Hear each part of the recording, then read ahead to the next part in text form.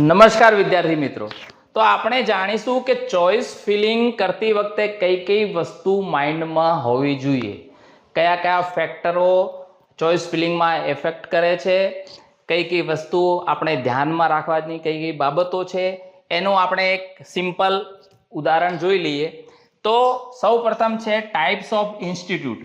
આપણે જ્યારે choice feeling કરીએ છીએ ત્યારે આપણા ધ્યાનમાં હોવી જોઈએ લિસ્ટ બનાવતી વખતે જે ગ્રેજ્યુઅલી લિસ્ટ બને છે, એટલે કે ક્રમશઃ આપણે પસંદગી પ્રમાણેનું લિસ્ટ બનાવીએ છીએ, એનામાં આપણે કઈ વસ્તુ ધ્યાન હોવી જોઈએ તો ટાઈપ્સ ઓફ ઇન્સ્ટિટ્યૂટ. તો કઈ કઈ 3 ટાઈપ્સ છે, એક ગવર્મેન્ટ, સેમી ગવર્મેન્ટ અને સેલ્ફ ફાઇનાન્સ.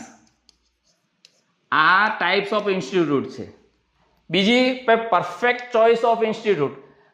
અમુક વિદ્યાર્થીઓને માઇન્ડમાં સેટઅપ હોય કે મારે આ કોલેજની અંદર એક્ઝામ્પલ એક્સ નંબરની કોલેજમાં જ એડમિશન લેવું છે, પછી એક કોઈ પણ ટાઈપ્સની હોય, ગવર્મેન્ટ હોય કે GMERS હોય કે સેલ્ફ ફાઇનાન્સ હોય, એક કોઈ પણ જાતની કોલેજ હોય તો મારે એક્સ જાતની કોલેજમાં ફિક્સ જ છે કે મારે ત્યાં જ ભણવું છે.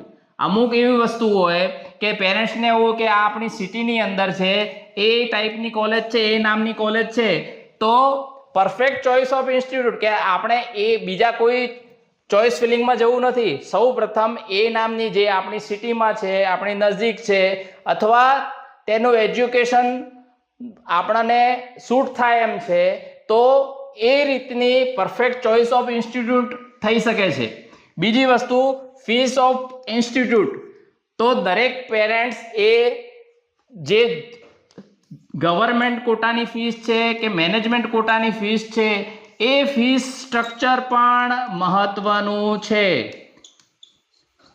આપણા પેરેન્ટ્સને એ કોલેજની ફીસ વિશે માહિતી હોવી જોઈએ, એની ટ્યુશન ફી કેટલી છે વાર્ષિક, કારણ કે આ કોર્સ એ 5.5 વર્ષનો હોય છે.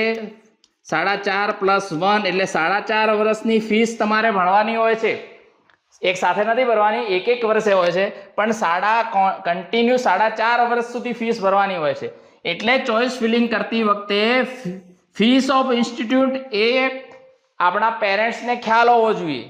બીજું પ્લેસ ઓફ ઇન્સ્ટિટ્યૂટ. આ ઇન્સ્ટિટ્યૂટ ક્યાં આવેલી છે, આપણા ઘરથી, આપણી સિટીથી કેટલી દૂર છે, ગુજરાતમાં કઈ જગ્યાએ છે, એ આપણને ધ્યાન હોવું જોઈએ, કારણ કે 5.5 વર્ષ સુધી ત્યાં રહેવાનું છે. આપણે લાંબા સમય દરમિયાન આપણે અભ્યાસ કરવાનો હોય છે, એટલે પ્લેસ ઓફ ઇન્સ્ટિટ્યૂટ પણ આપણને ધ્યાનમાં હોવું જોઈએ. તો ચોઇસ ફિલિંગ કરતી વખતે ઘણા વિદ્યાર્થીઓ એમની એમ ચોઇસ ફિલિંગ કરી લે છે, પણ આ વસ્તુઓ ખાસ ધ્યાનમાં રાખવાની બાબત છે કે types of institute, perfect choice of institute અને ફીસ ઓફ ઇન્સ્ટિટ્યૂટ અને પ્લેસ ઓફ ઇન્સ્ટિટ્યૂટ, આ ચારેય ફેક્ટરની પોતાના પેરેન્ટ્સ જોડે ચર્ચા વિચારણા કરી અને પછી પોતાનું પર્સનલ એક ચોઇસ ફિલિંગનું લિસ્ટ તૈયાર કરવાનું રહેશે.